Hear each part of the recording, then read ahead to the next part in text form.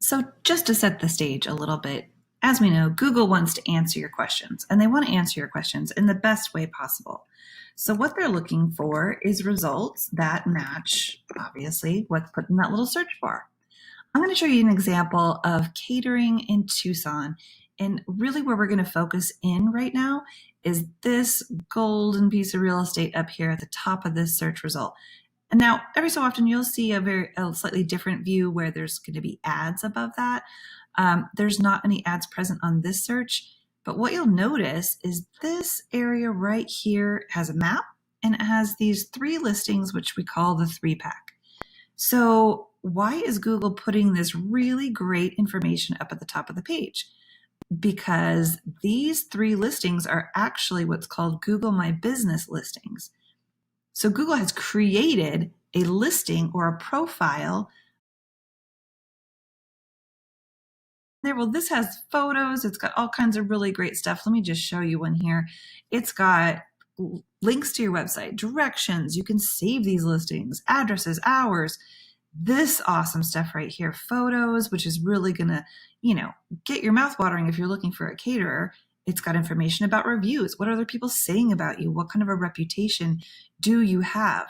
Here's some more context here for reviews. So as you can see, this is a lot of information that Google is putting out on the web. And you know what? This doesn't have anything to do with your website. It doesn't have anything to do with a paid ad campaign that you're running.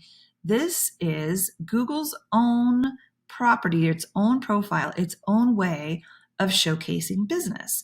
And so I just want to make sure that you understand that's what we're really talking about. Here's how it shows up in a search engine and why it's so important, because as you can see, it's up here at the top. If you keep scrolling, you get to these, what we would call organic listings, and these go to your websites.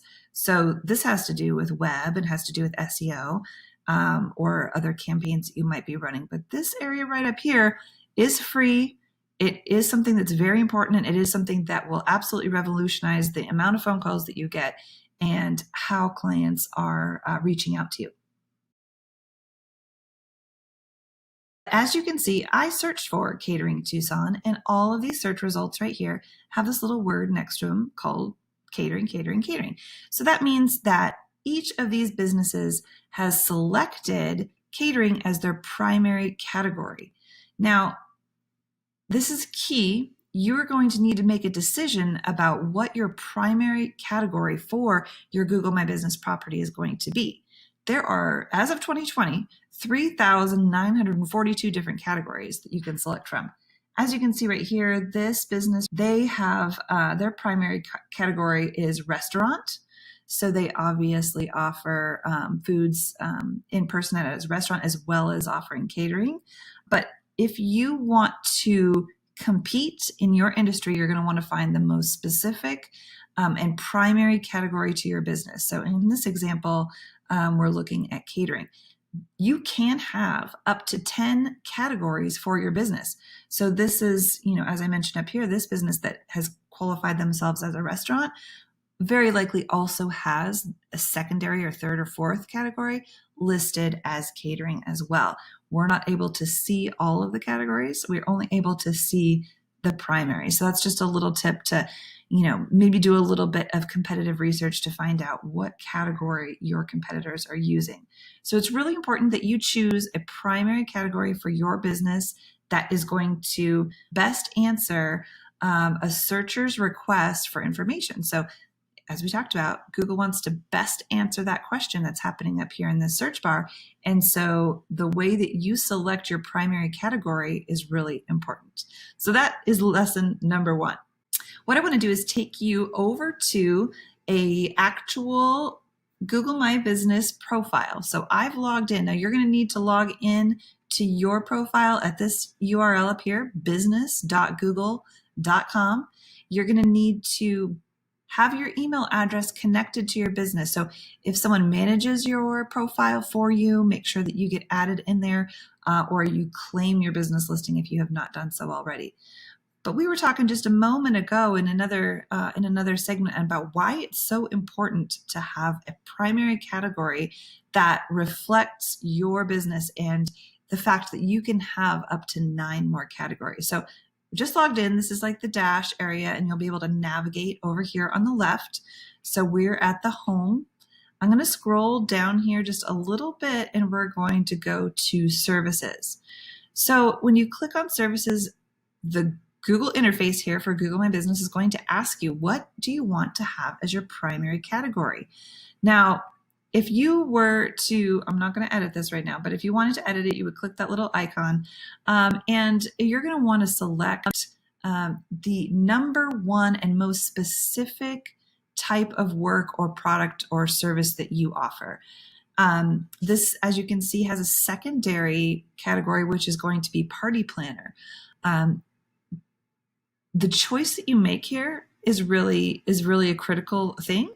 And what I also want to share with you is that the category can, if you don't claim it and you don't do this work of claiming and setting your primary category, it can be set for you by Google or by the community at large and users.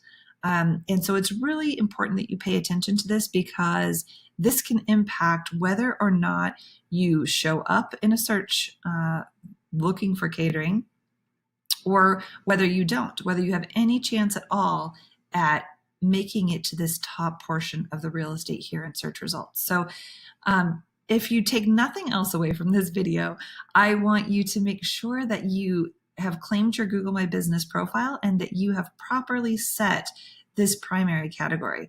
Now, if you don't have a ton of other things that you do, let's say in this example that it's really catering and party planning, you don't want to go ahead and add any additional categories or sections to your site here for services. You really want to focus in on the real legitimate core of your business, because it waters it down. If I was to add in a paper plate supplier and decorations or something like that to this listing, it actually takes the emphasis and the power of Google's algorithm, which is just another fancy way to say a formula that shows the importance of various things. It's going to kind of water that down, and it's going to make it more difficult for you to show up for any of these categories at all. So be intentional about what you're choosing, and also be very mindful of choosing categories that are key to your business. As I mentioned in another segment here, you're not able to see any secondary categories for your competition, but what you can see is just making sure that the primary category that you believe your primary competitors are using is the same one that you want to compete on, so that you don't miss out on that market share. So just a quick look at the dashboard of Google My Business. And you can see here in services, you're able to select your primary and your secondary category. So that's where I wanted to show you today how you can recapture and just see what a difference it makes to claim your listing and to make sure that you have your primary category selected inside this very valuable tool. I'll be sharing some more information about other aspects. As you can see, the Google My Business directory is just chock full of all kinds of really awesome tools, and we want to share how you can take advantage of that in your business.